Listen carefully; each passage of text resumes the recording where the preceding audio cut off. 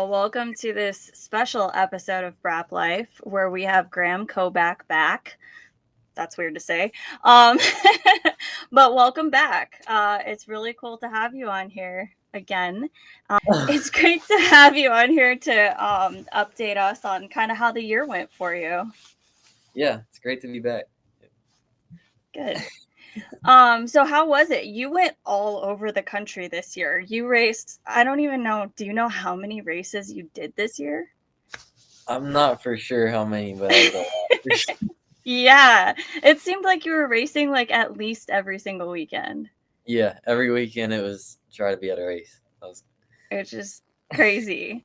That is Yeah, some serious dedication between you and your parents because they had to take you everywhere. yeah. So, um, well, awesome. Well, why don't you kind of like talk us through like the highlights of each race that you remember at least? Because there was a lot, so I'm sure you don't remember every single one. Yeah. Um the yeah, I mean I was lucky enough to travel around the country to do every single hard enduro race, East, West, and Premier. And I mean even the hard enduros like Silver Kings that weren't even in the series. I got to go out there and do them, and it was Yeah. just all awesome. It like just having the opportunity to be out there and meet new people and just experience all that as a young person seems like it's so cool. And Hmm. but like Silver Kings was definitely like the Silver Kings um and Donner like month like Yeah. it was the most memorable for sure. Um, Went out to Silver Kings, and that's where I met Johnny Hagan and Conlon Archer. And then I already knew Cole Clarkson. So I was gonna meet him out there, and he knew them from Endurocross. So I Mhm. met up with all those guys, and like instantly just became best friends with all of them. We were just running around riding e-bikes everywhere. And then between like I did Silver Kings, and then we just stayed out west until Donner. So Conlon was like, to you can come and stay at our house." And Mhm. he had an endurocross track. So that was Mhm. like the first time I've ever ridden endurocross, and so that was awesome. And then I went to Johnny's in California, and he had an endurocross track. Rode with him a bunch, stayed there for a while. Then Mhm. went to Donner and raced there, and it was awesome. And then on the way back, we went through the Bonneville Salt Flats, and we thought like you couldn't get on it, like just anybody Mhm. could get on. And we ended up like I guess you could just drive out on them. We didn't know that, and so unloaded the bike. Wow. Made that reel of doing a wheelie across the salt flats, and then Mhm. on the way back through Colorado, Dad was like, "There's this 14,000-foot mountain. We went and climbed that." So it was just a crazy month. It was just the coolest thing ever. And then, I mean, Paige is amazing, and it's Mhm. all amazing on the support from everybody. At Moab, my the like we were out there a week before in Grand Junction Mhm. with my dad's buddies, and because they've got a little compound there, and we were riding there, and my dad ended up breaking his collarbone real bad. So he was just kind of out. So we were at Moab. No, it Mhm. wasn't. Yeah, it was Moab. We drove to Moab, and my dad was just kind of put up in a like in the Airbnb where we were at, and then Matt from Mhm. TVT Racing, he completely stepped in. Like Yeah. I had my bike at the TBT tent, and he was completely going through my bike and checking my spokes. Like he was the whole reason I got to race that race at all. And then I was having Aw. clutch problems, and Nolan Albrecht's dad jumped in and was helping me fix that, and then my fan went out. It was just a whole deal, and everybody huddled around to help me race, and it was just the coolest thing. It, Yeah. yeah, just the community and everything all over the country. It's awesome. It's like just a big hard enduro family. Everybody knows each other, and it's not like we're all competing and like hiding secrets and stuff. It's like everybody wants to get out there and compete and just Mhm. everyone's there to have fun, basically. Yeah. Yeah, I think my buddy described it one time. He said, "Yeah, technically you're competing, but you're really kind of like fighting against the terrain. And Yeah, it's all of you fighting against the same terrain, but at the same time, if you share your, secrets with other people and you bring them up to your level, that's also going to push you to the next level. And it's just constantly like pushing each other and raising each other up. yeah, So I think that that's something that's really, really huge in hard enduro, and I love it. yeah. The growing in the sport, I've noticed that out west, it's an awesome place to learn, and it doesn't sound like it because it's like page Arizona is so easy because it's so like grippy and stuff, but It's like the big the big sends, like the splats, that's where I learned to do the splats was out west in Page because there was so much traction, it was just me. Like it wasn't Yeah, something like that could go wrong. It was like yeah. I had to be the one to do it right for it to work. And then Mhm. and then I could transfer that over to doing it in the East Coast when I could like lose traction and slip out. Yeah, So it's basically kind yeah, of a trials bike type thing where you can transfer it over, learn different yeah, things. yeah. It's really cool that you've gotten to experience like so many different terrains at such a young age. I mean, you've been in youth class, so you're moving out of youth next year, right? Yeah, I'm going to B class. That's awesome. Are you excited for it? Yeah, I'm pretty excited. Definitely excited to not start all the way in the back. Yeah, I could imagine that that would be nice for you. Yeah. I'm really excited to see where you stack up with all the B class. Do you know yet, or do you have a plan to do West Coast again? Or are you just going to do Premier rounds? Or are you going to stick East? I'm not 100% sure. I think the plan right now is to do the East Coast and the Ohio Mhm. Hard Enduro Series and Yeah, then hit like one or two or three of the West Coast premieres to try yeah, and kind of get something out of the Premier Championship. And yeah. I mean, hopefully any West Coast race I can go to, I can hopefully go to because I love it out west. Yeah. Yeah, it seemed like you had fun and you've got a bunch of friends out here now. So Yeah. that was just it was so cool to see you out there and I was like, you guys, I know him. Like it was funny because they're like, who's that guy? And I'm like, I remember seeing you at Donner and like that wheelie video of you going up that slab. Oh my God, people were like, who is that guy? And I was like, he's from the East Coast. And they're like, oh, that's cool. Yeah. Yeah, it's like the East Coast and the West Coast are two completely different things, and it's like there's Hmm. West Coast people and then the East Coast people, and they don't even like most of them don't even know each other. So being able to Yeah. go back and forth and be like kind of promote yourself all across the country to all these different people is definitely big. Yeah, yeah, it was so cool to see people like starting to recognize you out here on the West Coast and people talking about you. And I was like, yes, this is awesome.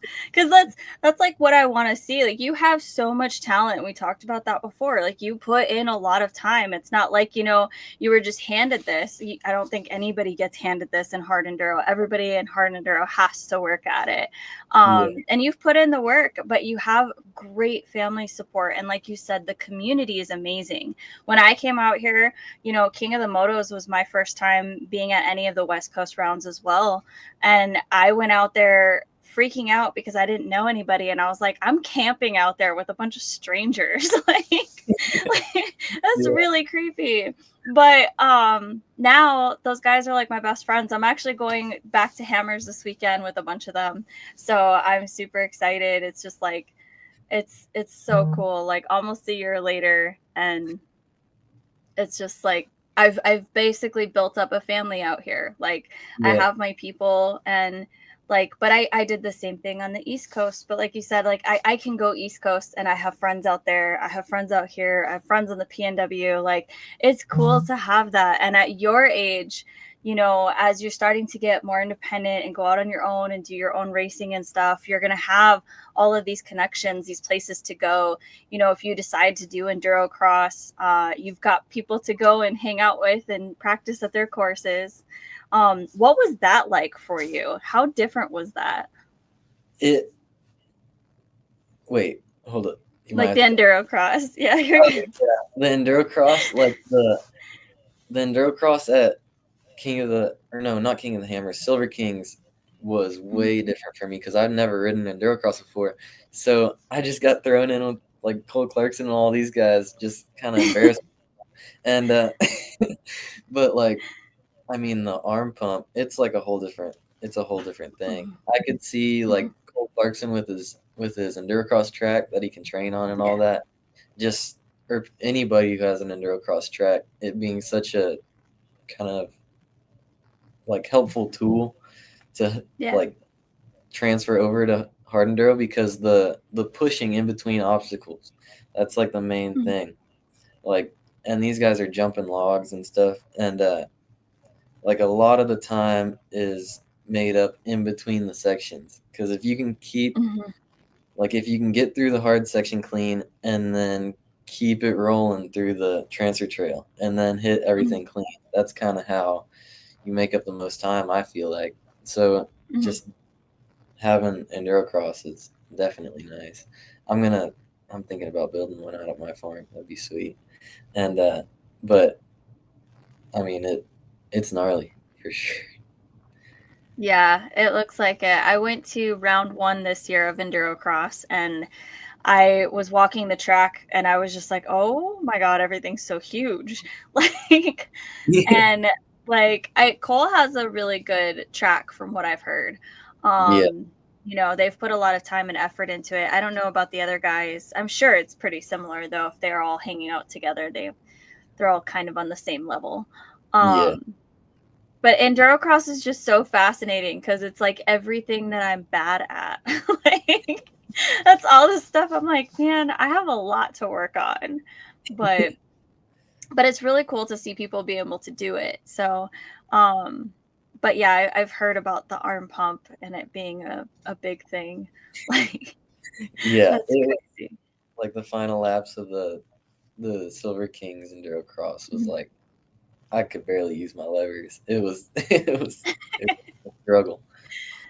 It's crazy how that it's just so different, but, I mean, it's kind of like they talk about that a lot in, like, motocross and stuff too. It's just your heart rate gets going and your arms start to cramp up from it, and it's just that, like, it's so fast paced, it's so different.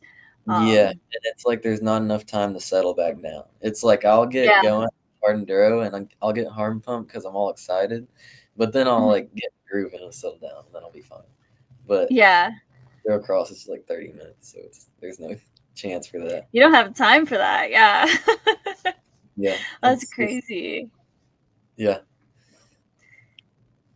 It's so funny when I saw Cole and you hanging out at TKO. It's just like you were talking about like people on the West and East Coast. I was like, that's merging of my two worlds. And it was just so funny. It was like, this is surreal to see, but it's really cool to see that he can come over and race over there and you go over and race over here. So I love to see like that kind of crisscross. It's awesome. There was a couple people from the West Coast that went out and raced east this year, so it's awesome to see. I just am so stoked for you for being so young, being able to have so many different experiences, not just like on the terrain and on the dirt bike, but like getting to meet people in different parts of the country, like getting exposed to like different like I guess the right word for it is like cultures, right? Like, because every part of the country is very different. And so it's really cool that you get that experience and you get to see like everything. A lot of times people stay in their own hometown or their home state and they don't get to leave. So, but you've been everywhere, it seems like. yeah. It's it's like that family thing we've been saying. Like Mhm, I was at I mean Silver Kings again. It was Johnny Conlon, me and Cole, we all had our campers set up, and it was just me and Dad that went out there and with just our truck. Like we were planning on mhm, staying in a hotel, and I mean, these guys completely put me up. Like Johnny's mom, like fed me every night, and I hung out in their mhm, campers, and it was just like a whole little family. It was just like our mhm. circle of campers, and we were all hanging out, having fun every day. It's so cool. Then they can come over to the East Coast, and we'll let them camp out at the farm or stay here or Yeah. whatever. It's Yeah, awesome. and then kind of got adopted by Cole's mom. Yeah, that Airbnb, I mean, it was after that Moab race, it was everybody at the Airbnb. It was the Albrechts and me and Cole's family, and we were all just hanging out. Like, we would grill and hang out at the pool and everything. So fun. That's great though. Like it's awesome to have friends who do the same things that you do. Like I mean Yeah, friends in general are the best, but like then having those people who struggle through all of that same stuff. Like you guys want to do all the same things. That's really cool. yeah, because So, a lot of people I don't love it. understand it. Yeah. Yeah, I know. I was just talking to a couple friends a couple weeks ago when I was back home, and like they were like one of the guys I started riding with him. And so I was like telling him about all the stuff I'd been doing. He's like, no. He's like looking at the pictures and he's like, I would never go ride with you ever again. He's like, that's absolutely insane, the stuff that you do. And I was like, what? What are you talking Yeah, about? But like he doesn't ride anymore. But it was just so funny because I always talk about myself, you know, I'm like this newbie and I don't do that much and blah blah blah whatever. And then from their lens, like I'm this insane person who's doing all this crazy stuff on these crazy hills and stuff. And I was like, huh, interesting. So it's all about perspective. yeah, Um, but having those people to relate your experiences to is just the best because like you guys can go out and you can talk about when you have people who you raced with, you can talk about like that certain section, or you know, even if you're going out just training, you know, those logs were freaking hard today, like that pyramid was ridiculous, you know, whatever. So yeah, I just think exactly. that's it's awesome. Yeah, and also like poking fun of each other and how we ride and Oh pushing each other when we ride. yeah. Always like going Yeah. to hit something bigger and bigger. Yeah, or taking a stupid line coming down a hill. I had the guys made fun of me that for that a couple weeks ago. I was like, I thought it looked like a really good line from where I was sitting, and they were like, "You should probably go to the left." And I was like, "No, I think this looks better." And then as I went down it, I was like, "Oh, this was not better. Oh, this was sketchy." So I have learned listen to them because otherwise they make fun of me. Yeah, But yeah, I mean, you guys are like all the same age. You guys are all like, you know, like been riding together a little bit, and so it's cool. But so are all of you guys, I don't remember, what is Cole in B class now? Cole, Cole is moving up to A class. To A class. Okay, that's what I thought. So you guys are similar. I feel like you could be in A class, but also on the East Coast, the A guys are insane. So Yeah, like not saying that you couldn't hang with them because I honestly feel like you could, but I think probably for your mom's sake, probably the best thing to start with B and see where it goes. yeah. I've been trying to hang back as much as I can to get as much experience before I move up. Yeah, So yeah, I'm trying to kind of stretch out each class as much as I can. yeah. That makes sense. I Yeah, mean, yeah, get to the top of B first and then move up. And yeah, yeah. we were just talking to somebody who went straight to pro class when they started hard enduro, but they're also a little older than you. So Oh my god. yeah, and he did a lot of trials when he was younger. So like I think that kind of translates, but you've done trials too, correct? No, I've never done trials. No? Oh, I thought you did.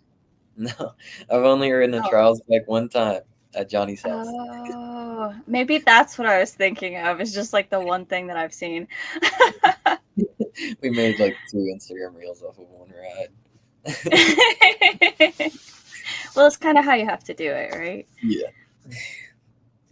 So, what's your favorite race that you're looking forward to next year? They just released the schedule, so it's a little bit different this year. I,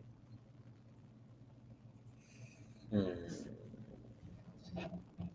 I gotta think about this. I actually don't. Um, Probably Page. If I go to Yeah. Page, that'll be it. Cause I love that race so much. It's so fun going out there and riding with all the pros around the area, and then just just the spot where it's at is so cool. That little town, Mhm. everyone's like riding Yeah. their bike down the town and everything. It's so cool. Yeah, it was a really good time. I really liked that one. I really liked Donner too. Other than the whole snow thing. That was not so fun. Yeah, yeah, that wasn't ideal. Donner is definitely one of my favorites too. Being down on the lake, Yeah. cool. And then like the drive up, you're watching everybody. Like there's rock climbers all over the granite. Yeah. It's Everywhere. It was so cool. Yeah, and then that other lake up above, Tahoe, Lake Tahoe, Mhm. and everyone's like windsurfing and Yeah. all of that. It's cool.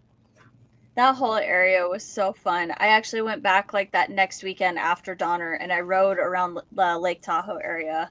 Um it was so cool. I didn't do anything quite as gnarly as you guys did. I went on the Rubicon Trail. Um so that was pretty fun, but very Yeah, different. But those slabs are insane and just like they go on forever and it's just grip the whole time. It was yeah, like I thought it was gonna be like slippy, but I was like, oh, okay, yeah. It's kind of interesting. like the grinding stone, Page, Arizona type rock, or where it's like Hmm. that. Yeah, Um, but Paige scares me too much to try. yeah, it's so steep you'll fall like 5 feet before you touch the ground again. Hmm. Yeah, And that's all of me. So like that's a lot of falling. yeah, it'll also tear up all your gear. Hmm. Yeah, Yeah. yeah. I'm I not getting new I do gravel enough of gear before going out there. that. Yeah. I'm going to Paige. I'm gonna need to put new plastics on after the race. Like, Yeah, just put on your worst stuff and then yeah. trash the bike and then fix it up. That's it. So let me get your opinion on this. So I bent the front of my shroud on my bike, right? So it's now hitting the um it's hitting when I'm turning. And so it's Uh, just barely hitting, right? yeah, So I got new plastics and I was like, I'm gonna put the new plastics on. I'm going to the King of the Hammers area this weekend to go ride. So mm, should I put the plastics on before or after? no, no, Like on your face just immediately changed. yeah, yeah, definitely on after. King of the Hammers is so gnarly. Yeah. I I went like 2 weeks after and I tried it and it took me 4 hours to go 2 miles. And I was like, oh my God, this is horrible. But it, to be fair, that was like my first time actually riding a hard enduro course. Like I was like I had the tracks for like the actual course and I did not make it up the Chocolate Thunder. I did not do that. I took the side and then I went from like the top of it and then I went down and around. yeah, But it was King of the Moto, brutal. yeah, King of the Motos is it's scary. Like it Yeah. the downhills are so steep and they're so chunky. I remember one spot I was off my bike and I was having to hold the back end down because it was trying to flip forward and I was off the bike Yeah. like and I had gas leaking off my front fender. Like that's how steep Yeah. it was. It's Yeah, it's insane. I oh my God, there's one section that Cody Webb was talking about that he was sketched out about. And I was like, if he's sketched out about it, how are people like me supposed to do it? Like this is terrifying. And yeah, I know like he knew exactly where I had been taking pictures the first day and there was just like that huge granite slab on the backside and it took forever for me to climb up there and I don't even know how you guys did it on bikes but you did. But yeah, so it's going to be really interesting. I haven't been back there and what was that? So that was 9 months ago. So I've gotten a little bit better since then, but that doesn't mean that I'm good enough to ride that area. So yeah. It amazed me that is like buggy trails. Like there's like yeah, crawling up that. I didn't think it was yeah, possible. yeah. It's I'd like to crazy. If I go this year, I'd like to stay and see the buggies because I don't believe it. Yeah. I've seen a lot of videos of like them doing it at night. And like when we were out there, they were doing it at night in the middle of the night. Like they're just out there freaking crawling up Chocolate Thunder. And I was like, I wanted to go over there, but at the same time, I was like, no, no, no, no. I'm just gonna stay over here. It was cold because I think it Yeah. snowed the day after the actual race. Oh, yeah. Um, Like yeah, it was crazy. that whole atmosphere is so cool because it's all those trophy truck teams coming in while Yeah. we're racing, and they're all running around the desert like testing before they race, and like we were on that little road going to the event and got passed Uh-huh. by a trophy truck through the desert, like 80, like passed us, and we were on the road, and then on the like I think I'm not exactly sure when I timed out of King of the Motos, but I was headed back, and it was those big desert whoops, and it was me and my Mhm. buddy that I'd made on the trail, and we were just excited to be done, so we were just like pinned through the desert, and then a trophy truck pulls up next to us, so it's me and my buddy in a trophy truck, all like running through the whoops. It was amazing. Oh my god, that's kind of scary though. I don't do whoops. Whoops and I are not friends, especially out there. Oh my god, that was like I slow way down. I'm better now, but not. Oh my god, that whole experience, just the West Coast in general, was just. It's been a lot of learning. It is so different than anything East Coast, and I think one of the biggest things because I'd done hills and stuff. When I was out in like Tennessee and North Carolina, I rode a lot at Brushy and um but it's different when you can see off the top of the hill into forever.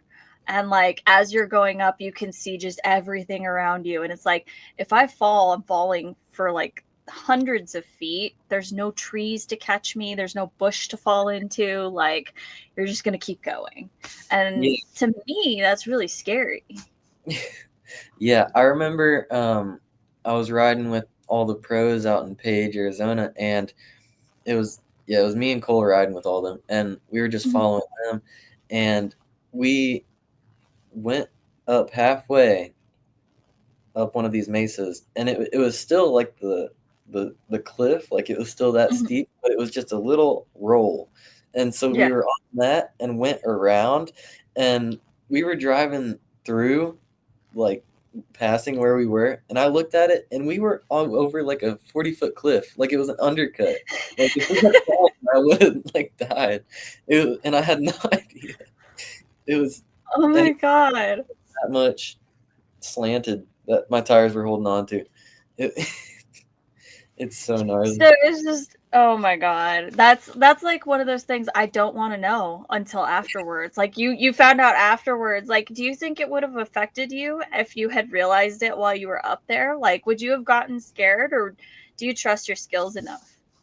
I mean, I would have been. I'm sure I would have been fine. I probably just maybe would have cared a little bit more. I was just kind of like just riding along, just keeping up with It's- everybody else.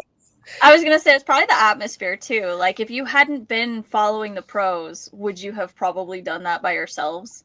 No, Like, I mean, I maybe wouldn't have knowing you done guys, well.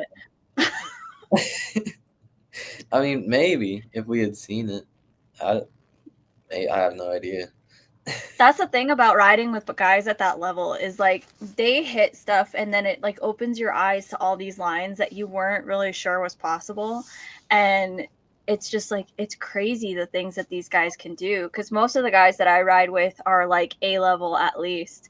And it's absolutely insane the stuff that they do. And like sometimes they hit lines and I'm like, I didn't even realize that was going to be a line. Like, what? Or like they come down off of something and I'm like, no way. Like, no way. Oh my God. The guys took me to this one spot and I guess like Tristan and Will had been out there at one point and they were like training on this spot. And he's like, oh yeah, so we're going to go up there and it's like on this spire on the mountain essentially. And they've got to like zap up this one spot and then they've got to like pivot turn and it's like a bunch of pivot turns on the side of this like super sketchy mountain and I'm like watching him going like Oh my god. Oh my god, please don't fall. And his bike slides at one point, and I'm just like holding my breath, and I'm like, he's a really, really good rider. I know he is, but holy crap. Like, and he's doing it, like, he comes back down and he does this like 10-foot jump off of the cliff to the road. Like it's nothing. And I was like these are the things I'm gonna be able to do one day, hopefully. Like, but that's my goal is like riding with these guys and seeing that sort of thing. Like that's what I want to do. Like it's really cool to race. I love racing, but I want to be able to go on rides with those guys and semi keep up and do most of the cool stuff that they do. Not all of it, because some of it is really sketchy, and some of it I'm like, dude, never, never. But like a lot of it, I'm like, oh, I really want to have the skill to be able to do that, or just not feel like I'm dying when I'm out there with them, because that's 99% of the time. They'll Yeah, like get to the top of a hill, and I'm sitting there struggling, and I'm like, they get a 20-minute break, and I'm like dying.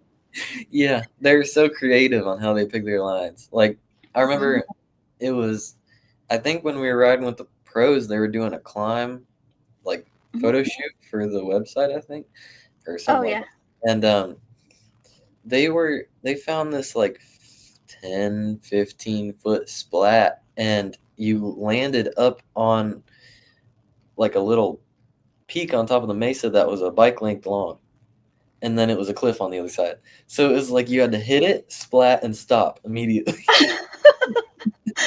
Oh my god. Yeah, Did and you try it? I did not try it. Oh, okay. I was like, And they were hitting it off of nothing. Like it wasn't even really a like any kind of pop. They were just carrying a bunch of speed into it, and it was crazy. Like they were pushing people to do it. Like it was like they were daring each other to do it even when they didn't want to. And I was like, that's crazy. I remember Declan was on edge about doing it, but then he did it. He did it good too. oh my god.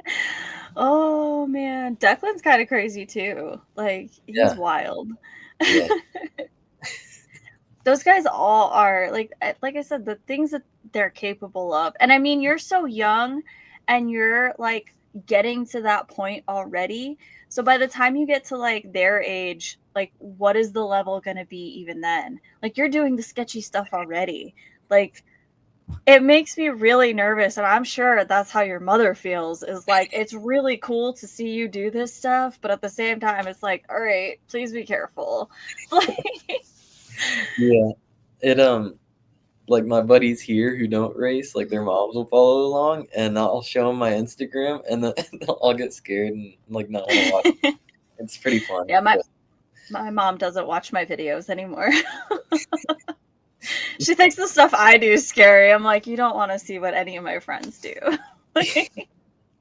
yeah, I think we've kind of like acclimatized my mom to it because she's been around it so much, and then just sending all this stuff, we'll be like, or I'll message it to her. I'll be like, "Mom, look at this. This is awesome." Instead of being like, "Look how scary this is," or her finding it herself or something.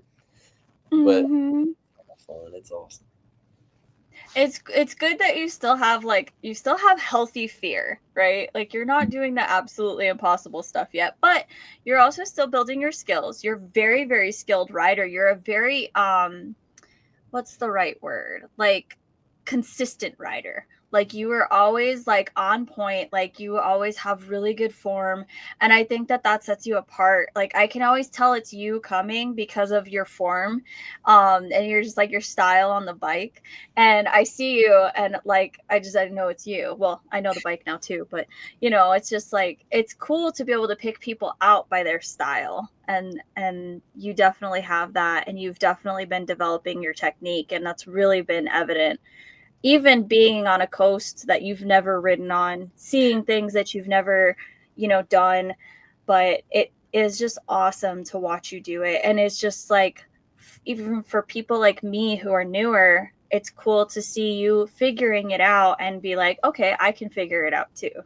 Yeah, yeah. Form has been my biggest thing. That's what I tell everybody, like all new riders, everything. I tell my dad it. Like when I was younger, I would always focus just purely on form, like elbows up, toes in, just Yep. like your butt back, everything. Because if you're Mhm. in the right spot on the bike, it'll always work. Like if you're in the right spot doing what you need to do, Yeah. it'll go, and it'll like it'll all be easier. Because if you Mhm. have your toes in, it locks your legs in, which takes it off your arms. So that kind of gets rid of arm pump, and then it puts it on your back more. But that's fine. Mhm. And the and then keeping your weight forward, because if you can keep your front wheel planted and Mhm. steer with that, and Mhm. then you like your back tire is just your drive. So if you're forward, the back tire can bounce around and do whatever you want. And if you're forward Mhm. enough, like I've had it bounce up and sideways, and it's like nothing because I'm riding over the front. So Okay. it's it sounds kind of crazy, but it it's a big difference. Like I went to the Shoals and trained with Stu Baylor and Alex Luger, and they're the ones who got me to get my toes in, and it was the biggest game changer ever because you just get so much more locked in on the bike. Okay. It I don't know what it is about it, but it it just changes everything. It's so much better. It's so funny how like such small things can make such a big change, because one of the things that my friend Brad talks about is like when you're trying to find traction to drop your heels. And this is something that I watched James Flynn do last year on the East Coast rounds. And I like really tuned into what he was doing and I really noticed it with him. And then I watched Brad's videos and I was like, okay, like what is this thing? Like does that actually do anything? And then I started doing it like on the hill climbs and stuff, and it does make a big difference. And I mean, obviously they're talking about it for a reason. They know way more than I do. But Yeah. I had no idea, like, the first time I heard about it, it was context, right? Like, it only works in specific things. You don't want to do it all the time because you want to have your feet in different positions depending on what you're doing, whatever. All of that was new to me. And so I was just like, so I started playing around with it. But yeah, like pointing your toes in versus out is different than dropping your heels or having them straight, being on the balls of your feet versus your toes versus like it's small adjustments, but it makes a big difference. And when I'm doing like drills in the yard, I'll mess with like where my feet are on the pegs because I have tiny little baby feet. So in order to hit my rear brake, I have to move my whole foot forward, like completely, like lift it off the peg to hit the rear brake and then pull it back. And my buddy was behind me one day and he's like, dude, why do you move your foot so much when you're riding? And I'm like, I have to. He's like, it's throwing off your balance. I'm like, I literally have to. Like, there's no physical way for me to have my foot on the peg and hit the brake at the same time. Like, so, like, and he was like watching it. He's like, that's crazy. So, but every little thing that you do with your feet makes a big difference. Every little thing you do with your arms makes a big difference. I'm not good enough to like have figured it all out, but I'm starting to realize those things. So it was really cool to hear you talk about that because it is huge. Yeah. Like when I go out to train, um I'll always be ready, and then my dad will be getting ready, so I'll just kind of hang around, and they have logs and hill climbs in the parking lot of where I train at, Mm-hmm. and I'll just be doing all the little like training stuff for fun. Mm-hmm. I don't know why, I always think it's super fun, like doing all the slow wheelies, and then I'll just be riding around. I'll be dropping my heels every way because Mm-hmm. it's all how you're connected to the bike. So, like, you'll drop your inside heel or your right heel, and it'll lean the whole bike to the right. And it's Yeah. like, I don't know why I always have done that. And then I'll be flipping over logs every which way, and then I'll have a little hill, and I'll be doing the thing where you're dragging the clutch and keeping it in a wheelie, and then pivot turns Mm-hmm. back and forth, and just all of that. And and then just it's helped so much. Just doing Yeah. that for fun, and it's always fun to show off too. Like right, doing that, just getting ready, having fun, and they'll all be looking at me like I'm like I'm some super really good rider when I'm definitely not the best. And To be fair, you are a good rider. You are a really good rider. Yeah. You have really good form. And I think it's cool that you do that because a lot of people don't spend time on that. Something my buddy and I have talked about before is like there are people who are really great at drills, but not so great out on the trail, and vice versa. Guys who are great on the trail, but you ask them to do a drill and they can't do it to save their life. And the best riders kind of have a mix, and you have a really good mix. And I think that that's really cool to know that it makes such a big difference. But I feel like for you it's almost like a warm up, right? It's like, all right, I'm going to remind my body that like this is how I do this. And maybe it's not like a conscious thing, but your body is like getting ready, and your body's like, all right, we're probably going to need to use this today, we're probably going to need to use that depending on where we're going. And because I know that's what I used to do. I used to like want to spend 15 minutes before every trail ride and try and just like do my lock bar turns and stuff like that just to like warm up. My buddies are not that patient. So now it's like I have to show up warmed up and then get ready to go. And then it's just like we're on these death defying freaking trail rides. Well, to me it is, um Yeah. but yeah, so I think it's cool though. I'm a nerd and I like to do like drills like that and stuff, but I'm not at your level. I can't do like the wheelies and stuff. I'm trying to figure it out. My friend just told me that the next time we hang out, he'll help me figure out wheelies because since I got the bike dropped, like the bike is back in the right geometry, whereas the last year it's been kind of like choppered out where the rear sat a little lower, so it was Wow. easier to pick up the front before. And so I was just starting to figure it out, and now there's more weight on the front, and I'm like, dang it, like I can't do it. I haven't been able to do it since I got it fixed. Yeah. So It, it's better for hill climbs, not so great for like clutch ups. So yeah. It it's all just a feel thing. And then I think they make a shorter brake lever for those Husky gas KTM's. I don't know about that, but I do know my buddy just Here. literally today sent me that a huge brake tip. Like the tip is just like gigantic, and he's like, "This will help you." And I was like, "Oh my god!" I was like, "That thing is ginormous." I was like, "But you know what's gonna happen is I'm gonna hit a rock, and that thing's gonna shear off, and then I'm not gonna have a tip on my bike at all." Yeah. So Yeah.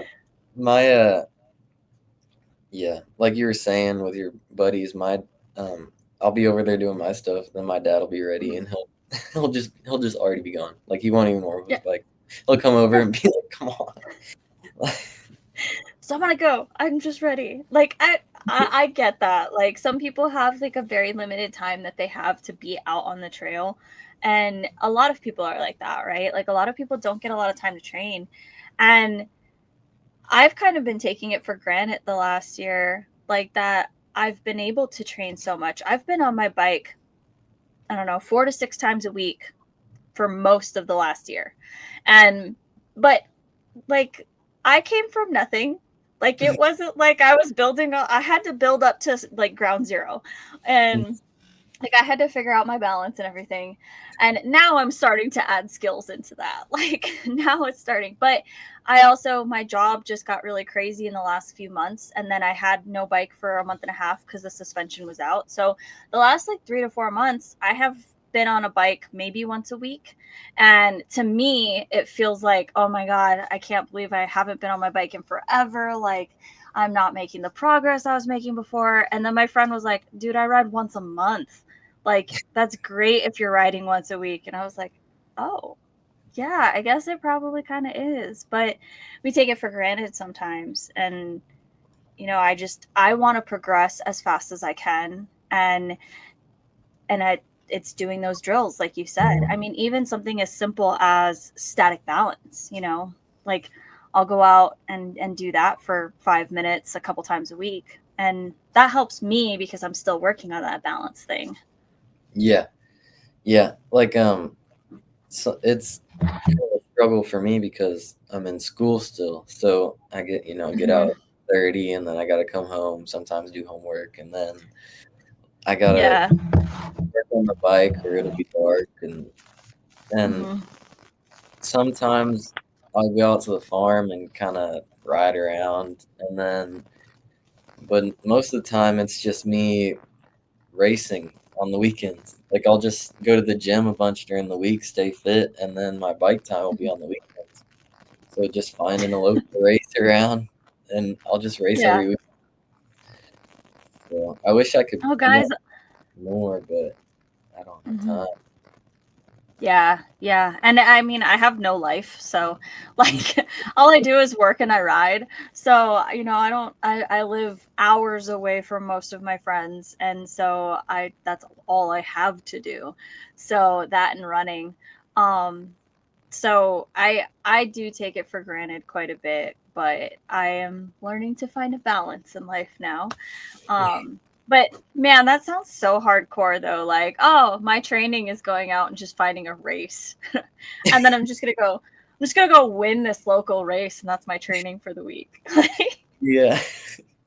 Yeah, that was kind of the plan. I got that Kawasaki, and I was gonna start making money on it because of the contingency, and it was like $300 every race I won. So I'd just be racing every weekend, and I think I made like 2 grand, and then I blew it up. So And how did you manage to do that? 2 back-to-back mud races, not good Oh. for a four-stroke. Oh my god. That's great though. I think it's so cool that you've gotten so much racing. You've done enduros and hair scrambles and hard enduro, and what else have you done? Have you done anything else? Have you done like GPs and stuff like that? I did the National Enduro Series. I started it, and then I was gonna do it Mhm. on that Kawasaki, and then it blew up. But it was fun. It was fun while it lasted. Yeah. Is there any other style of racing that you want to try that you haven't done yet? I want to try those hill climb bikes, like those stretched out mod ones. They look awesome. Ooh, the goon climber guys, like those things are like, yeah. So I know people in North Dakota who do the hill climb stuff, and they help Matt Musgrove with the series, the hill climb series, and they were talking to me about those bikes, and I was like, those bikes are insane. Like the horsepower on those things and Yeah, like the weight on them. Oh my god. I was like, I can't imagine. I drop my bike on hills a lot. I can't imagine being on one of those and having like 800-pound bike to lift up. Like, yeah. It's and the power to weight ratio is like way better than a top drag car. So mhm. it's like 1,000 cc motor and a 100-pound frame. It's Yeah, crazy, it's but it's insane. so cool. Yeah, they do some crazy stuff. I had actually the last time that I was out in California, we were getting ready to leave, and these two trucks come rolling in, and they were like, "Oh, those are the Goon Climber guys," and you could see the extended bikes in the back, and I was like, "Oh," I was like, "I kind of want to go follow them and see what they do," but I also had a 6 hour drive home, and I was like, it's getting late. And as it was, I got back home at like 10 o'clock at night, but I was like, dang it, I want to go watch them. But yeah, that would be really cool to see. Watching that stuff in person, any hill climb in person is really cool to watch because we all know that videos never do it justice. No, it's yeah, videos are horrible. The but they had all those drag bikes set out at Page, Arizona, and Yeah. it was. I mean, they're crazy. It's like complete mod. They're just jamming the biggest engine they can put in the smallest frame, Mhm. and then they were racing those drag bikes at Donner up the like the actual ski mountain, and Oh, like, really? yeah, it looked like it went straight vertical at the top. So these guys weren't making it. They were just going as fast as they could and launching straight up in the air. Like Oh my God. they just send as hard as they can. It's That's great. insane. Oh my God. I try not to send my bike too often, but there's been a couple really epic sends in the last few months. But my buddy tells me that the more that I'm trying and the bigger stuff that I'm pushing to do, the more sends I'm gonna have and the more epic they're gonna be. And I was like, I don't know if I like that.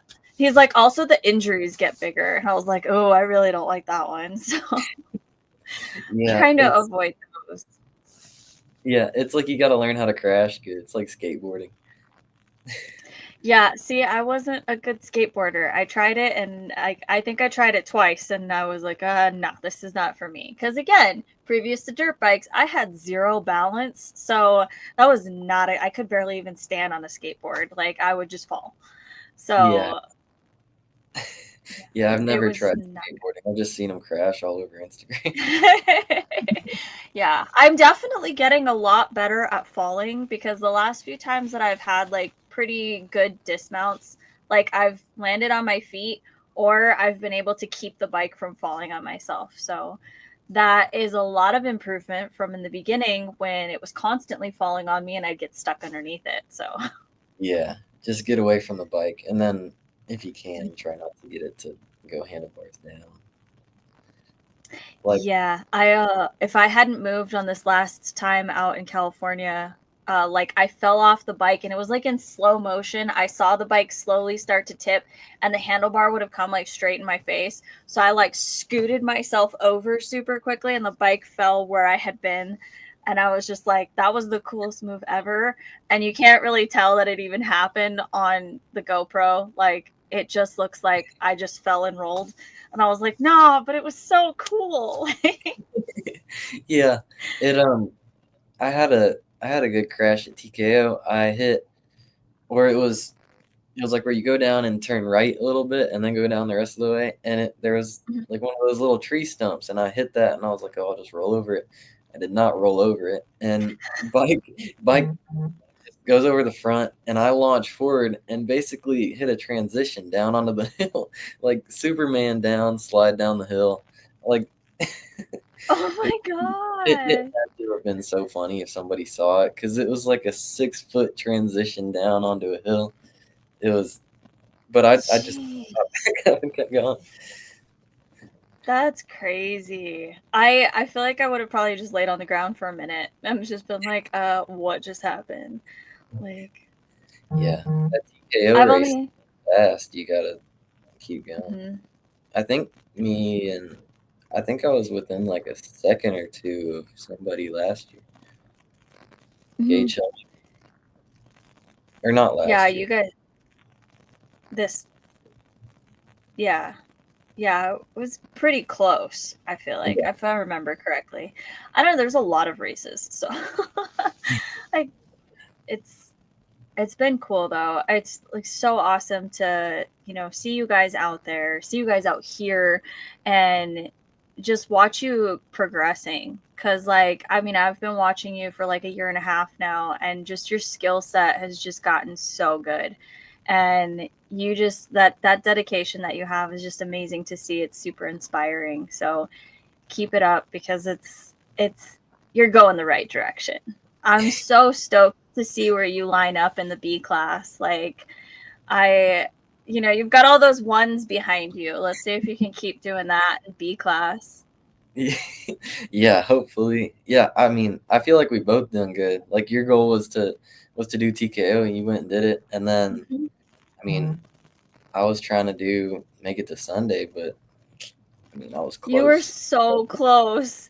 You were so close. That So was awesome. next year, we'll lay it out now. So next year, my goal for TKO is to make it at least halfway through the main race and take less than 3 hours to do the hot lap because that was just a pain in the butt. I can't believe that happened, but there was a lot of factors to that. But anyway, so those are my goals because I made it about a third of the way in the main race this time. So I want to make it to at least half next year, if not finish it, but we'll see. Yeah, I think my goal for TKO is definitely make it to Sunday race. Hopefully, just set that again, Yes.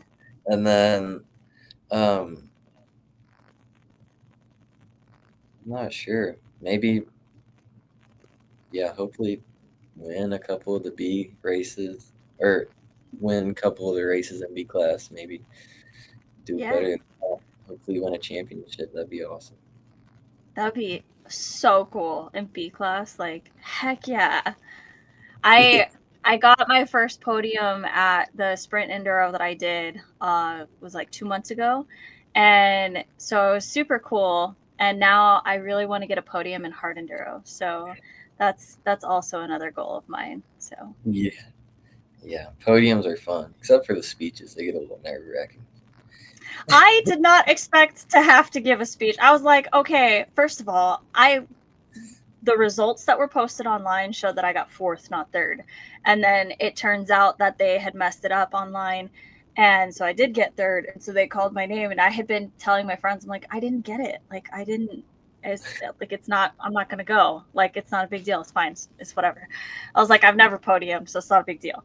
And then they called my name, and I was like, what? But then the other two girls in the class hadn't shown up. So first and second weren't there. So I'm standing up there by myself. Everybody's standing there staring at me, and they're starting to interview me, and I was like, oh, this is not, like, this is weird. I was like, who gets third place and gets interviewed? Like, Yeah, that the King of the Motos podium was probably the most nerve wracking for me because it was like everybody there. There was like 100+ people there watching me on stage, and then it was mm-hmm. broadcasted on TV. So it, like I was in the spotlight, and it was like I'd been in the desert living out of the trailer for like I was not ready to be on TV. I guess I didn't have that experience, so I should feel lucky. Oh, that's awesome. I definitely don't want to do King of the Motos now. Not saying that I would podium, but just in case, like, that would be, ooh. No, you got to do it. The guy was really good. He was really good at interviewing. Got me to talk more than I was expecting. Yeah, but I think doing that race, period, might kill me.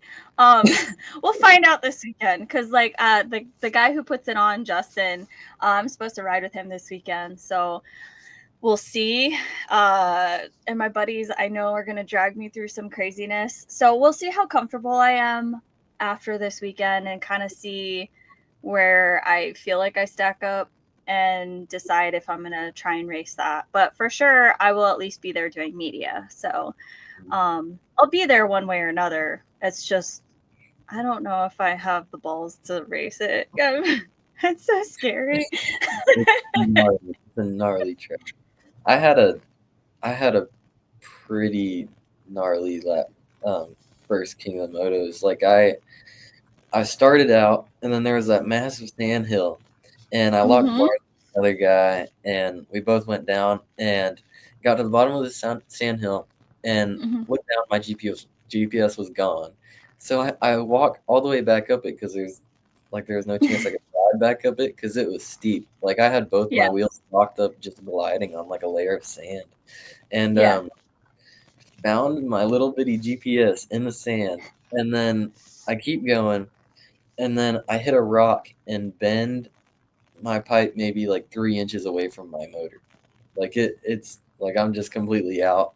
And then this guy pulls over, and like we get the tools, pull my pipe off, bend it back between these two rocks, like somehow Mm-hmm.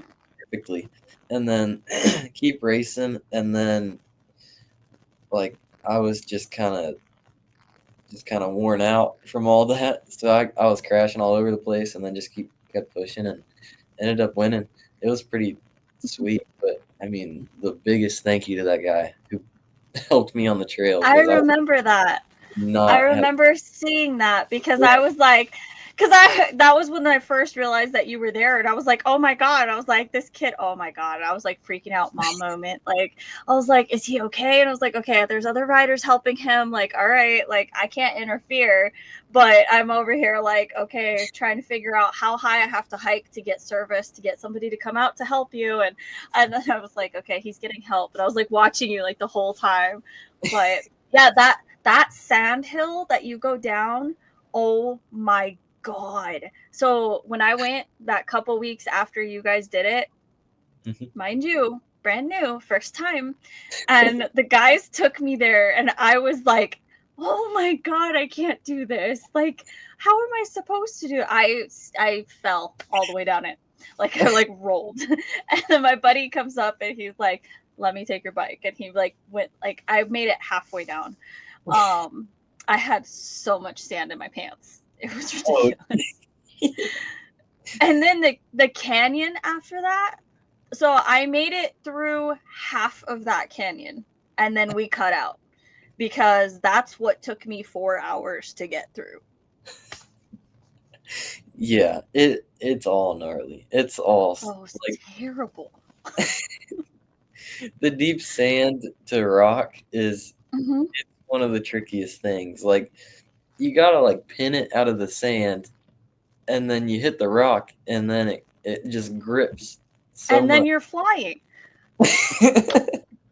Yeah, so it's like trying to find the balance to not do a backflip and get the power to go up the hill still. Yeah. It's absolutely insane. I'm really hoping that like now that I'm getting to a point where I said, I'm starting to build skills now, right? So I'm past the point of like not past the point because I think everybody can work on foundational skills to some extent. I still have foundational skills to do, but I also have other skills I'm also building.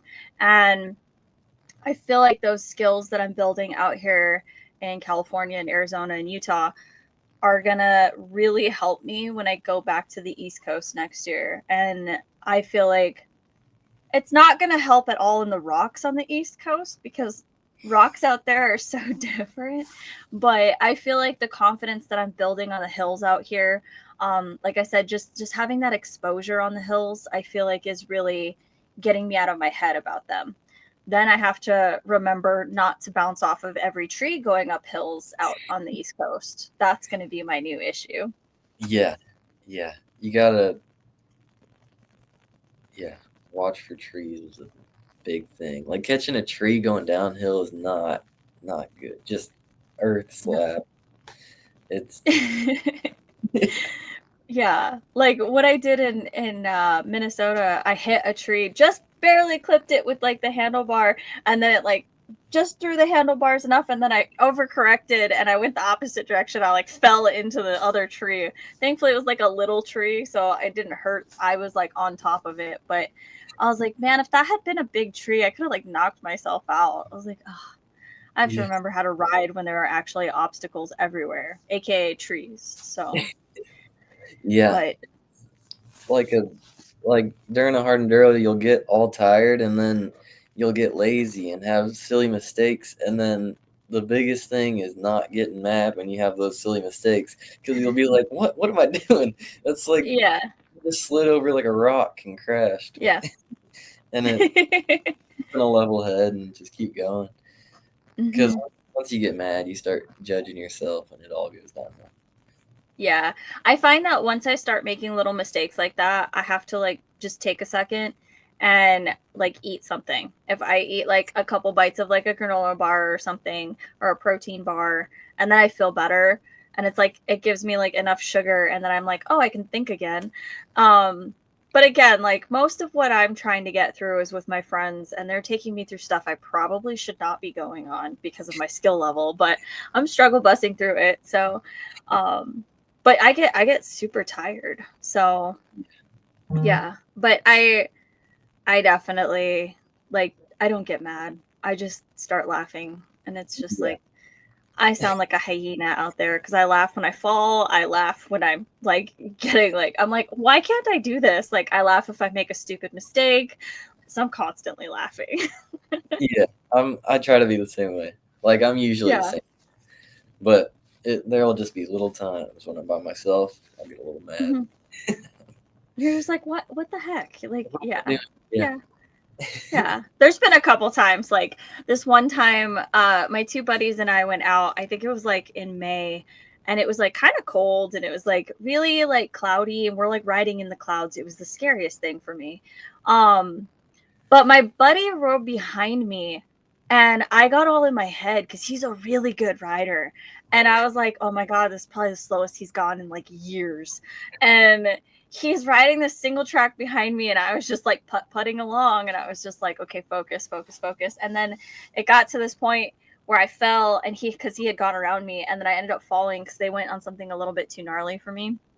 And then we're turning around And as soon as I get back on my bike, like I wasn't even like ready to go yet, but I whiskey throttled into a tree right in front of him. And he's like, "What are you doing?" And I was like, apparently embarrassing myself. Like, oh my God. I could not believe that I did that. And so this man has to like help me pull my bike out of the tree. And then I was just like, oh God. And I was like, what am I doing? Like, what is wrong with me right now? Like, I don't even understand. Like, I've never put that much pressure on myself in my life.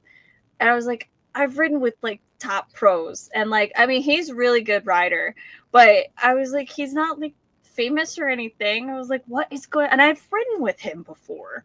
So I was like, I don't understand what's happening. I honestly think it's just because he was behind me and I could hear his bike. It was so loud.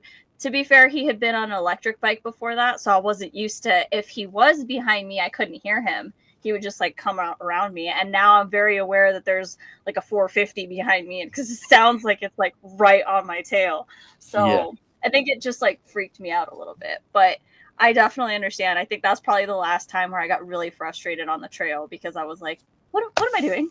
Like, what? I know how to ride. Like, and all of a sudden I can't. Yeah. Whiskey throttle into a tree. And he's never let me forget that. So he's like, remember that one time? Mm-hmm. Yep. Unfortunately, I do.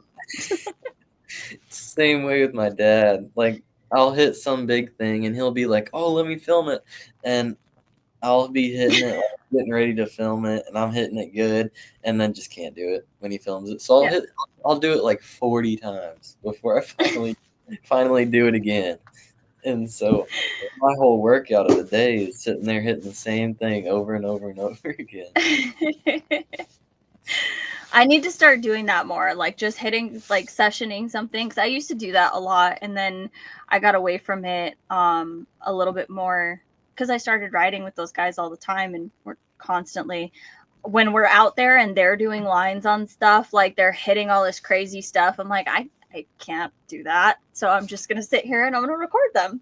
And like I analyze like what they're doing and everything. And I ask questions, but I can't do anything on this hill. Like there's no way I'm going to make it without hurting myself. So I'll do something on the next hill and then I'll try a couple of times on the next hill. And then I'm just mesmerized watching them and just like, oh my God, this is crazy. But I have started doing a little bit more um, while they're sessioning stuff. But a lot of the times they'll go up and down the hill like 8 times and I'll make it up and down once in that time. So I'm just like Yeah. still pushing myself. It's just at a different level. Yeah. Yeah, like, riding with all those pros, Mhm. like, all they do is go out and they'll find a spot and hit it Mhm. every single way it can be hit at least, Yeah. like, 10 times each. Like, Yep. yeah, just sit there session, and Mhm. it, it's it's really fun because you can see yourself improving. Because 'cause Yeah.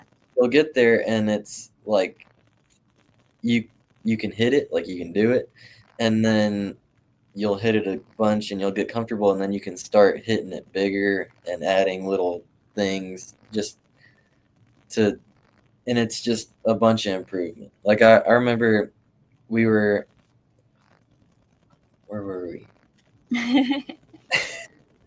I'm not sure where we were, but I was watching Tristan and Cody Webb hit this gnarly hill, and then, Mhm.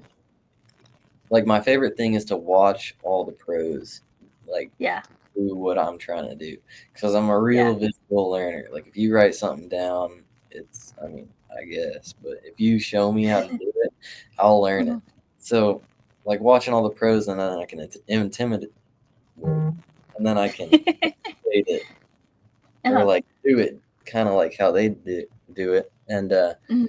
I was sitting there with my dad trying to hit this one hill where you come in sideways and then just, like, turn in the hill and go up, and it was muddy, and it was gnarly because 'cause I'd never done anything like that before, and I was trying it, and then went over, watched Cody Webb and Tristan, came back, and I could do it, like, I'd figured it out. Just Oh my God. yeah, it's and a lot of the time, it's, like, taking a little break. Like you'll Mm-hmm. try something for so long that you kind of hit a plateau. If you stop for like 10 Yeah. or 15 minutes, then come back to it, then you'll get it. Yes. Yeah. I think that I told my friend one time I don't like to just practice. I like to do perfect practice, like where if I know I think that my body positioning's right, so I record myself a lot and then I go back and I look at it and I'm like, "Oh, that is wrong. That is so wrong." And like so I try and correct myself, but sometimes that 10 minutes to do something different and then come back to it, try it again, get everything right this time, and then do it until I start to get like I get fatigued really quickly, like trying to go over a log, for example. So in that case, like I'm gonna make myself do it for 10 minutes and then give myself 10 minutes of doing something else and then come back to it. Because I don't want to do it and build a bad habit because I'm not at the point where it's muscle memory yet. I'm building muscle memory and I don't want to build the wrong memory. So Yeah. um, for me, that's really important. So I'm glad that even at your level, you're still doing that too. Yeah, that muscle memory thing was huge for me because I had completely dialed in the worst Mhm. form possible. Like 85 when I went to the shoals with Stu and Luger, um, Mhm. my form was the exact opposite of what they wanted me to be. They were like, even if your toes are completely out and like, your elbows are down, but once fixed that, everything got Yeah. easier. I could spend more time on the bike without getting tired, just Mhm. like resting while riding and all that. Yeah, that's good. Like it's so crazy what a difference it makes when you start talking to people about how they do things and you start seeing people at different levels do things. Like I was watching these guys, they were doing these hills at Jawbone a couple weeks ago, and different levels of guys and how they do things and how they do it differently was just so cool to see the differences and like how they move their body on the bike. Like one of them, doesn't move a ton, and then the other person looks like their bike is like sideways at some points and they're just like completely off of it. It's like, dude, how are you even doing that? This guy's balance is insane. um but it's just like how much you actually have to move on the bike is insane for some of the stuff that they do out here. It's just like I've really learned that you can't be like stationary on a bike at all.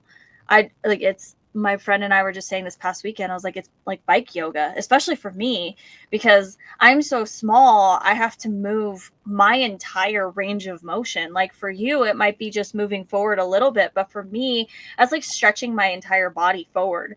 And now I'm tiptoeing on the pegs to move my body as forward as I need to be when I'm going faster. Or to be completely back, like when I'm slowing down, I have to throw my weight completely back. My arms are completely and totally maxed out, and it looks like I'm this far from the handlebar.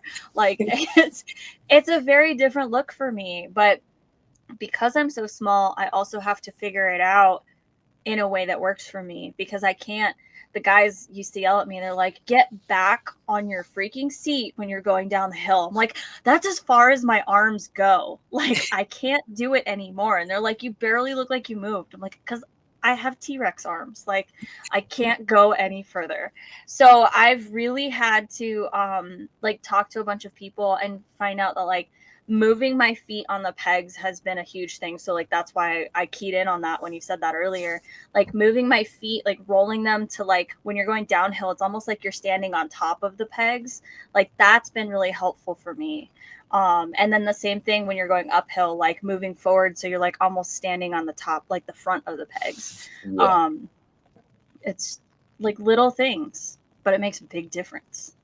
Yeah, and finding form that suits your body. Like I got real long legs, so I've been watching Billy Bolt a bunch because Mm-hmm.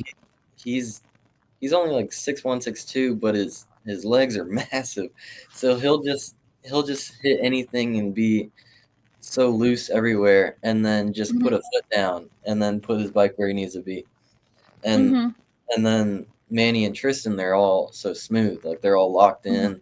And Manny, I don't Yeah. think he's that tall. He's just so smooth. Like people at Romaniacs, I think it was, they were saying Manny was hitting the same lines as Billy, but he wouldn't even roll a rock. Like it Mm-hmm. hit it so smooth that you wouldn't even know that he was there. and then Billy Yeah. comes pinned. So it's just riding styles for everything. Yeah. Yeah, and that's been a big thing too that my friends have like really keyed in on is that I'm small. I'm a little person in general, right? I have a very big bike. I can't just put a foot down where they do. I can't just muscle my bike over something like they do. It is a very different ride for me than it is for them. And they're like, just do that. I hate that phrase. Just do this. And I'm like, don't say that. Like, but there's a couple of them who are really good at adjusting things and trying to help me figure out what's going to work best for me, because I would love to have long legs like you. Like, that would be freaking awesome. I would love to have just 2 more inches of leg. Like, I feel like my life would be so much easier if I was 5'2". Oh my God. Like, it's crazy. But like these guys, I'm on this Facebook page and these guys are like in the page and they're like, I'm really short, I'm 5'8", and I'm like, I hate you. Like, they're like, I'm 5'8" or I'm 5'9", I'm short, and like, what should I do? Like, I feel like I need to lower my bike 2 inches and I need to shave the seat, and I'm like, no, you don't. Like, you could probably touch just fine. You just have to move on your bike more. And not everybody's comfortable with that. That's something that I've learned is that like my friends see me go through the rocks sometimes and I'm like halfway off of my bike.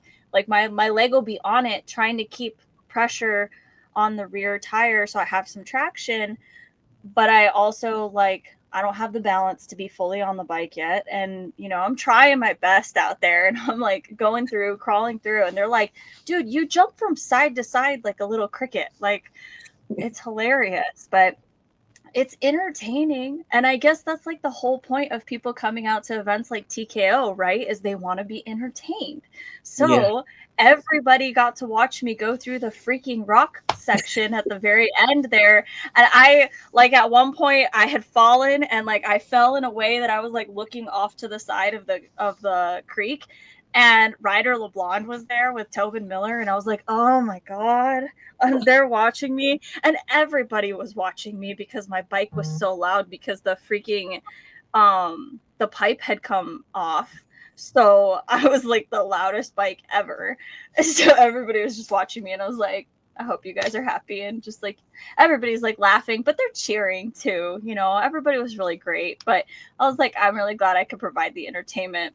It's like, look at the short girl struggle through the rocks.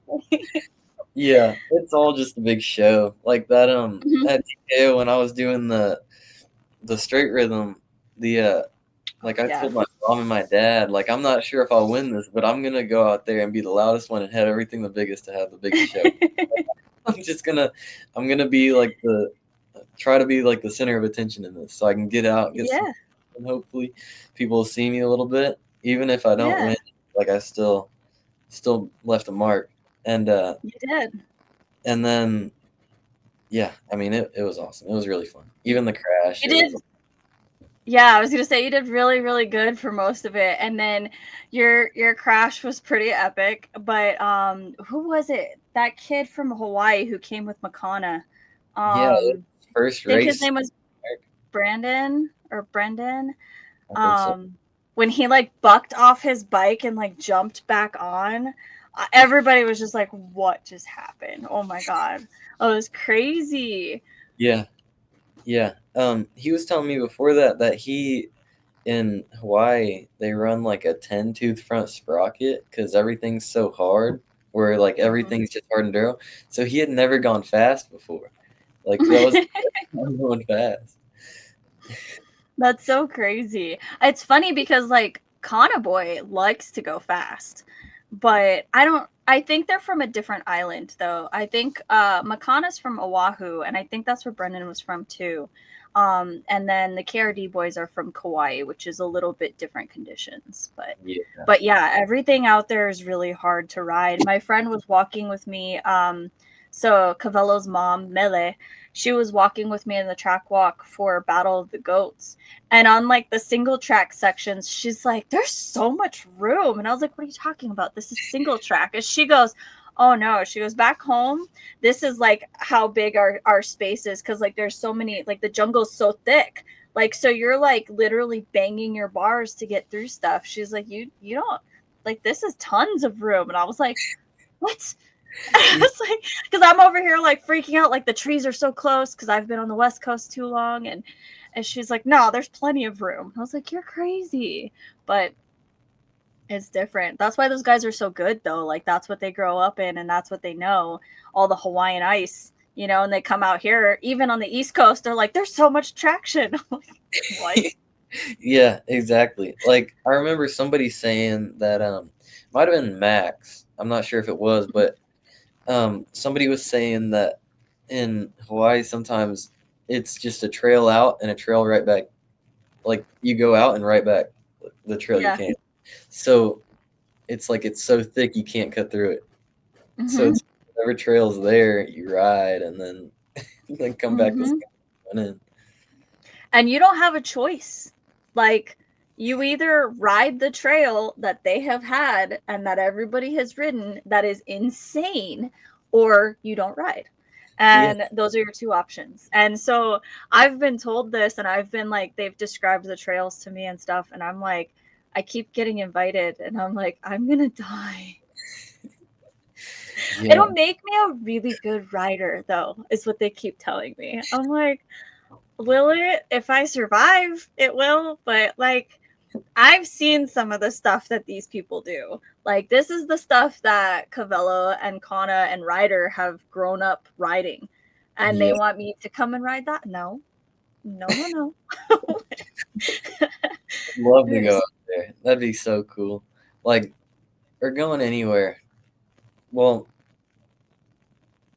yeah, I mean, doing that race in Hawaii, that would have been awesome. And then going out of the country to race, that's like a dream. That'd be so cool. Are you still set on Sea to Sky? Hopefully, that would be awesome. That, but I mean, I'd go anywhere. Like I saw that the champion brick guys, it was a Tobin Miller. I got to watch him Hmm. go to Romaniacs or was it? Yeah. Yeah, Yeah. Romaniacs. It was so cool. Like they Yeah. were putting all that gnarly stuff up going to the race and just like Hmm. going and experiencing the like what hard enduro is like outside of the country because I feel like it's bigger overseas than it is in Oh, America. yeah. Yeah, so Definitely. I feel like that'd be awesome. Yeah, Matt Adams has said that, like, if you go out there, you're going to come back a completely different rider. It's just that different, and it changes your experience that much. And he completely and totally advocates everybody should go ride Romaniacs. So Yeah, I was slightly influenced by him. So that's part of my decision why I'm trying to do it in 2026. Again, one of those things where I might die out there, but if I do, hey, it's a really cool place to die. So, like, it's I, insane. But that's part of the reason why I'm training so much out in like the hills of California. It's not the same terrain at all. But I need to get over my fear of heights first because I am terrified of heights. I hate it. I hate being at the top of something and looking down. It freaks me out so bad. So the fact that I've been able to do these hill climbs and I'm starting to do these descents after these hill climbs, um, I started to feel a little bit better about them. And then this last time we were in California, Cody and the guys took me. There was a couple single track downhills that I was really sketched out on. And like the single track just freaks me out in general. But when it's downhill, it's rocky. I'm like, or there's ruts in it. And I'm just like, but I'm trying. I'm doing my best because I know there's going to be stuff like that in Romania. And Tobin said that probably the best place to go and train that's here in the States that he knows of is Kairos. He said oh, it's probably the most similar. huh.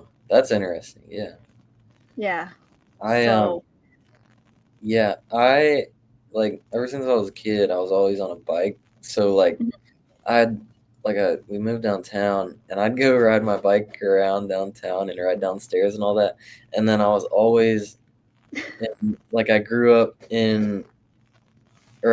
learning to ride at the Holler, which is just mhm.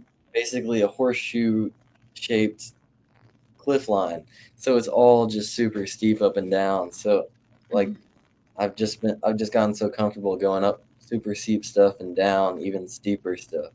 So Yeah. like I think that's a strong suit for me is my Yeah. downhills because I'm so comfortable. Like I'll be so comfortable that even if it is too much, I'll still hit it because Yeah. I feel like I can make it. And like I'll get so far back on my bike. Like there was one hill, I think I was so far back that I was bending my rear fender down with my butt. Oh my God. I And could never. I can't even reach the back of my seat. Like, yeah, but you need it for stuff like that, and that's part of why I'm trying to figure out now on these hills in California. Like, if I'm gonna do Romaniacs, there's gonna be some insane downhills like that I'm gonna have to figure it out or walk my bike down, which is probably even more scary. So like I gotta do it. And that's what's so great about the crew that I'm riding with is they're really good about, they know my limits, they know what I'm comfortable with, and they are really really good at keeping me just outside of my comfort zone. And like there's been a couple times where they like bomb down the hill and I'm like no, no. Like there's no, that's not even a trail. Like it's just down the side of this mountain and it's rocky and I'm just like, oh my God. And they're like, come on. And I'm like, oh my God, I'm gonna die. I make it most of the time, but it's just scary. But they're really, really good about, I mostly trust them. I mostly trust the fact that they're not going to take me into anything that I'm going to die on. Mostly.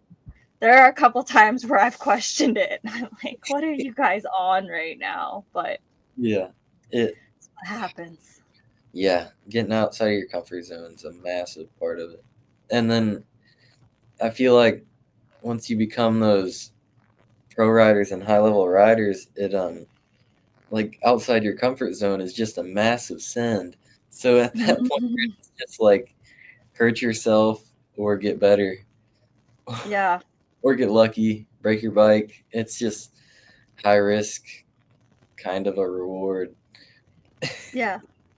Watching these guys do this line at Jawbone a couple weeks ago. I don't know if you know who Dylan Santoro is. He's one of the West Coast pro guys, and he's really really good. So we met up with him, and I was terrified the second he showed up because I was like, oh my God, the stuff that I know that this guy does is insane. So him and his buddy Itai show up, and I was like, oh, I'm gonna die now for sure. Like, and they're like, no, come over to the campground. Like, we found this line right off of camp. So we go over there. Dylan shows us, and it's this loose rocky hill that they're going up. And, you know, his bike is just sliding side to side, and he's all over it in freaking jeans and a t shirt, work boots, like, not even in like full gear. And like, he had a helmet on. Um, but he goes at this freaking, like, I don't know, it's probably like a 12-foot tall rock, goes up the face of the rock, jumps at the top, lands in loose stuff because he's kicking out rocks and dust, and then takes off up the rest of the hill, just sliding side to side the whole time. And I was like, I can't believe that just happened. And I just like sat there stuck, like I'm filming it, and I was like, oh my God, that's That insane. Like, if I looked at that, I never would have thought that was a line. Like, maybe around it, like on the one side, it was a lot like smaller, the rock was, and it kind of was almost more like a ramp as opposed to a wall. And so he's just like, okay, come on. So then our buddy Cody goes and he does it. And I was like, this is insane. This is absolutely insane. I think Itai did it, Ryan did it. I don't think Cody did it. But yeah, it was absolutely wild watching these guys, all different levels, hitting this. And I was like, no, just no. But like Dylan and Itai had been hitting it, and they found it. And they were just like super stoked about it. And I was like, you're insane.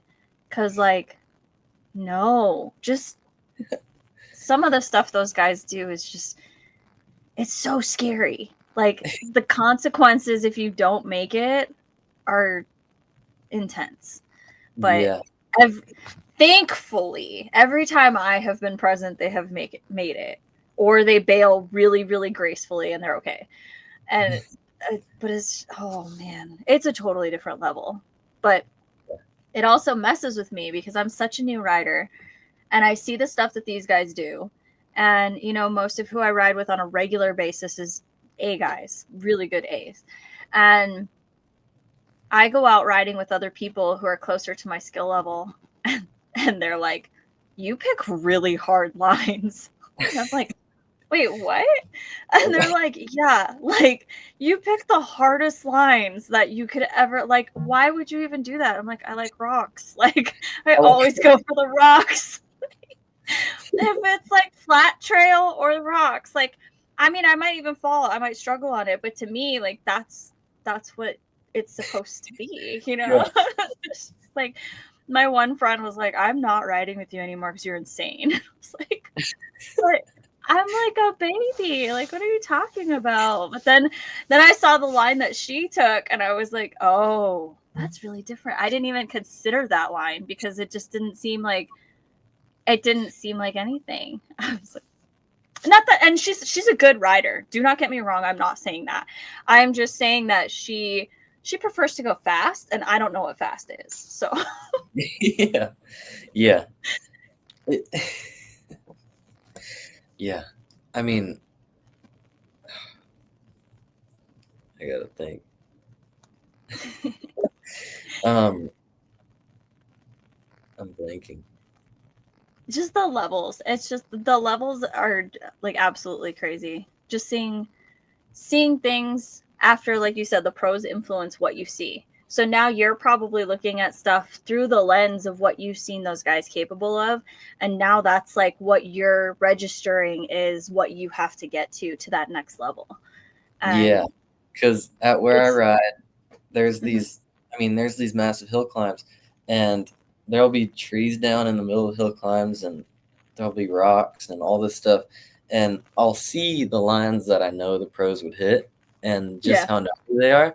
So it's like I'm always trying to hit it over and over and over again, and then trying to scoot closer and closer to hitting it, kind of what the pros would hit. Like Yeah. if trying to hit like some big log in the middle of a hill climb and then keep going up, I'd hit it at the smallest part and then hit it bigger and bigger. Maybe like Yeah. try to find something in the hill to jump off of and splat the log and then keep going, and just just trying to progress. Always Mhm. keep trying to get better. Yeah. Yeah, I love that. And that's going to take you so far because you have that mindset. You want to keep building. There's a lot of people who get to a certain point and they're like, "Okay, this is good enough for me."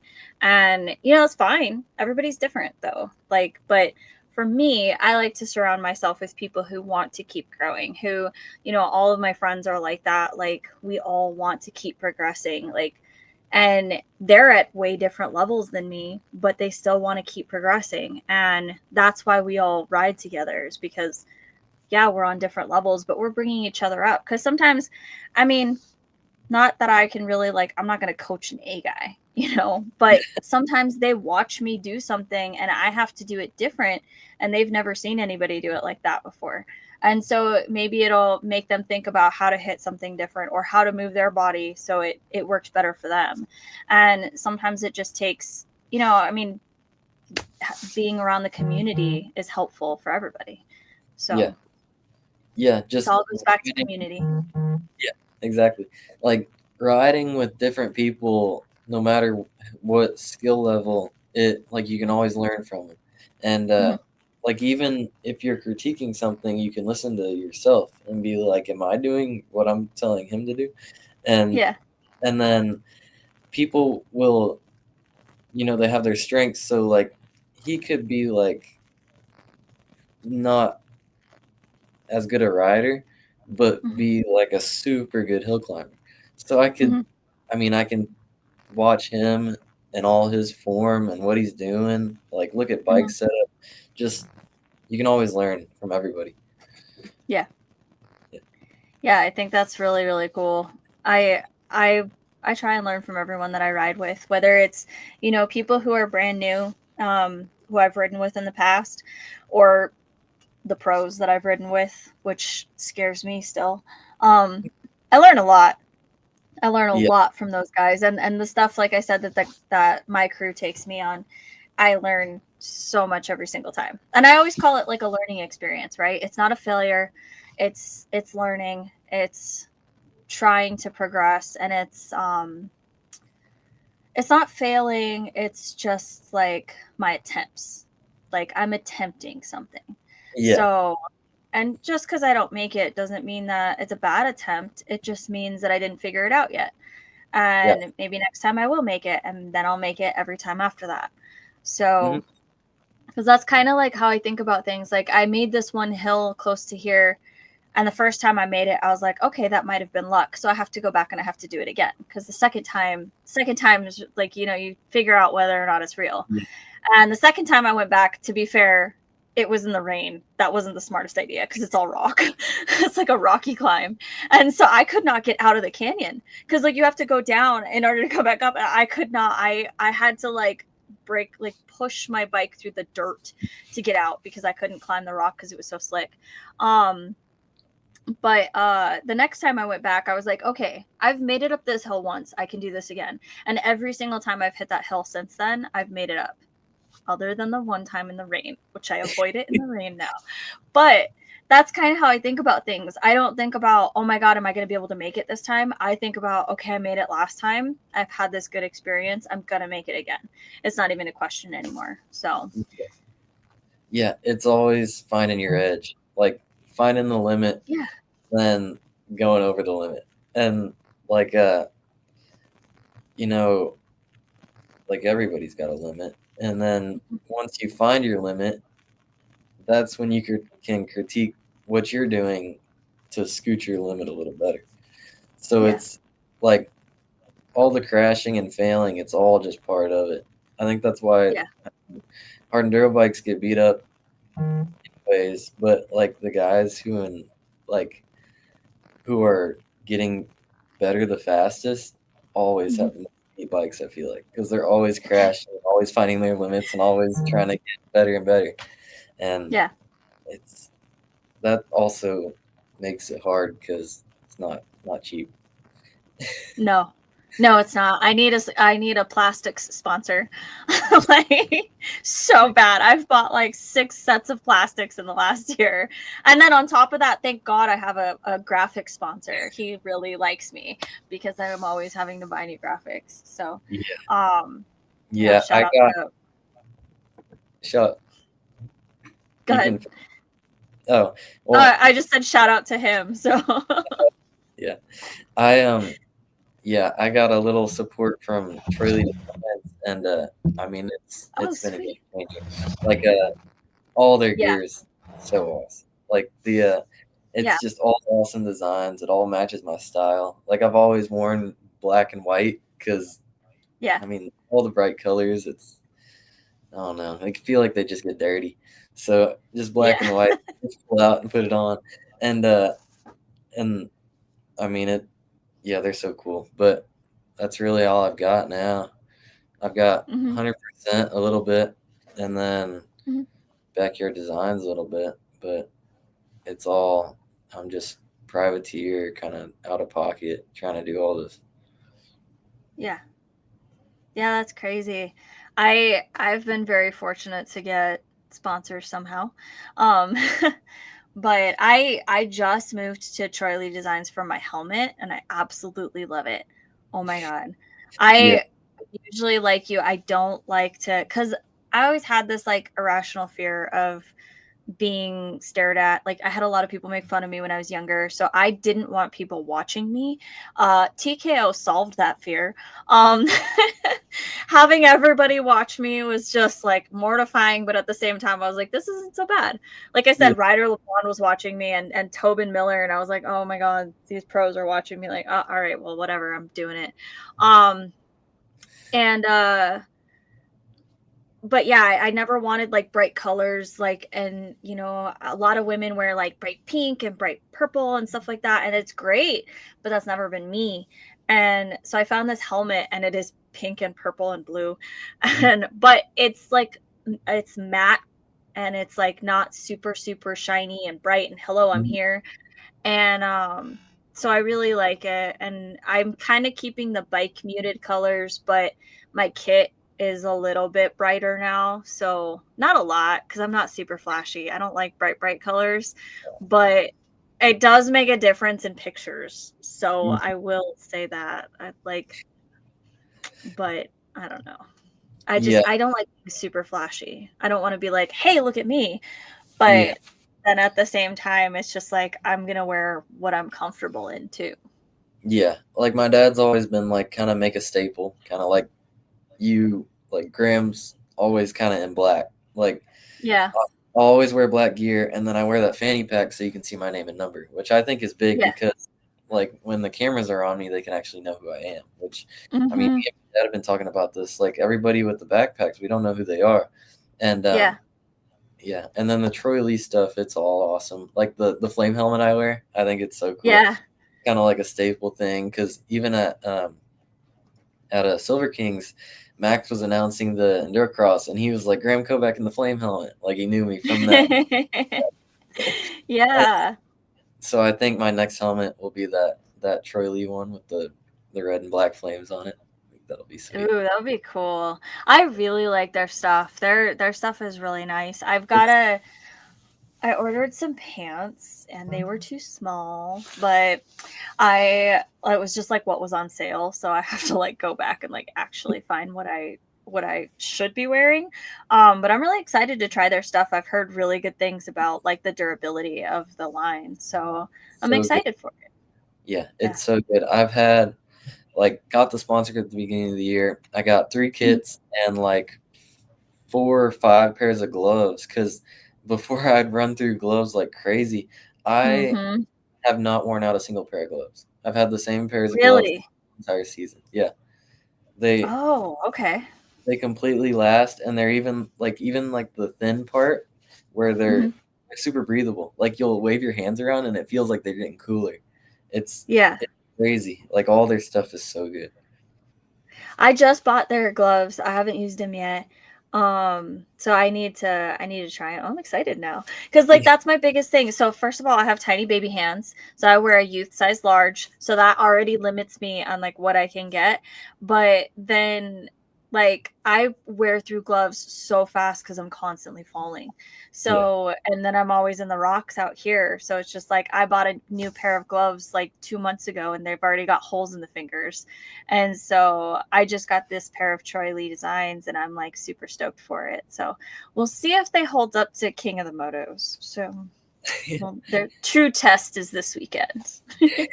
Yeah, like my oldest pair of Troy Lee gloves, it's got a little slit right here on the middle finger, and normally when you get that slit on the seam, it'll just come unraveled. It's been like that Yeah. for the whole year. Like it they're just Wow. I know. It's just quality stuff. Like, and the pants are really grippy. Oh, like I got a buddy into riding, and Mhm. he had gotten some like another pair of gloves, and I was like, "Here, try these on," because I like the Mhm. Troy Lee stuff so much. And he was like, "These are, these are so good," and he was like, "My other gloves are slippery on the grips," and he tried mine on, and it's like the grip is way better, and it Yeah. even like you can hold on to the bars even when they're wet. So all their stuff is Oh, so good. okay.